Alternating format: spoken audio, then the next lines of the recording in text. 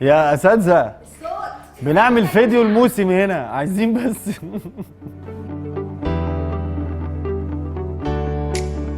انا برج الميزان، المفروض يعني ان هو بيبقى بيوزن الحاجات كده وحكيم. بيقولوا ان هو متردد، وانا اؤكد على ده، لان هو بيبقى فير وبيحاول يبقى عادل في التعاملات مع الناس وكده بس.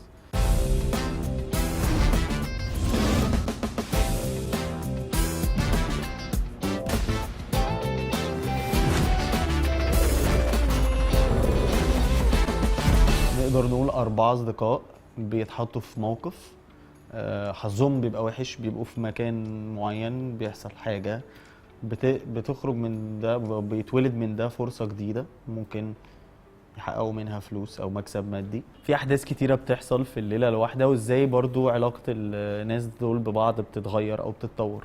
وشخصية عمر هو بيشتغل نايت لايف بلوجر، بيحب جدا ان هو يمشي في الشوارع وبيحب النايت لايف، بس في نفس الوقت هو ما عندوش الامكانيات الماديه ان هو يتجوز. يعني عايش شهر بشهر ومستني بقى حاجه تحصل.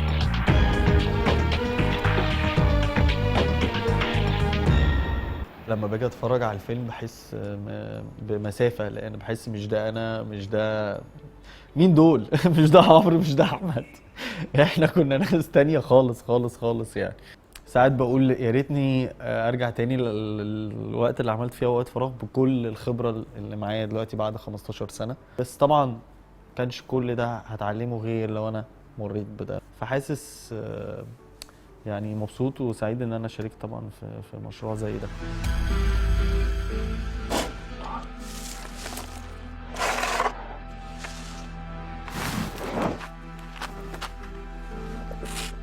كمل.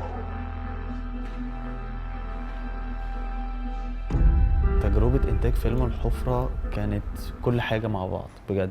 وبالنسبة لي برضو كانت تجربة صعبة، لأن بتتعاملي مع الرفض كتير قوي. انت بتقدمي وتشوفي. ف...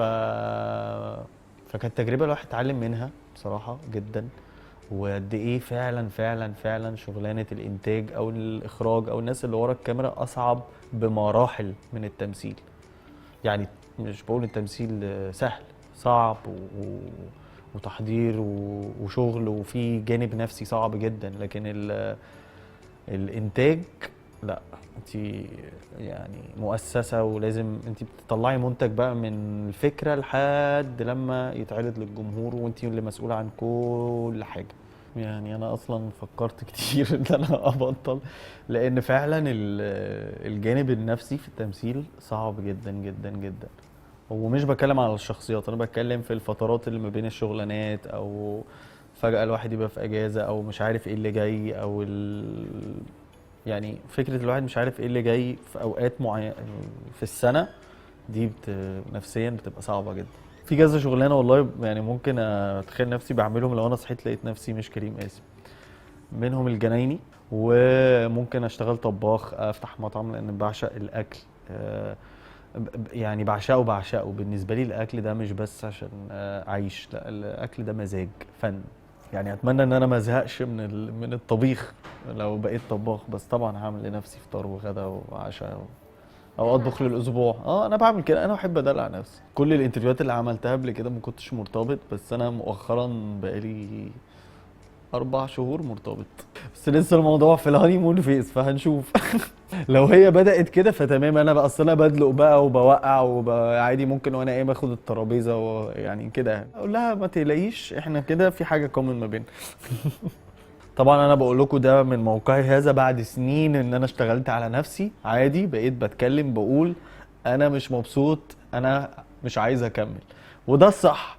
زمان كنت بقى ممكن اقعد بقى ايه، انا قاتل، انا ما بردش، انا مش موجود، اصل انا مش فاضي، اصل انا بتاع، وابقى عامل الحاجات اللي هي مش كويسه خالص وبتاذي الشخص التاني وبتطول العلاقه اكتر وكده. فكنت توكسيك لنفسي ولغيري، يعني لما كنت مش قادر اكومينيكيت او احط باوندريز للحاجه اللي انا حاسسها. فانتي بتشتغلي تعملي، انت عندك رؤيه، عندك حلم عايزه توصلي له، بس بتاخدي خطوات صغيره. ولما الفرصة هتبقى موجودة وانتي جاهزة، هو ده الحظ. وده مثلا بالنسبه لي عشته في اوقات فراغ.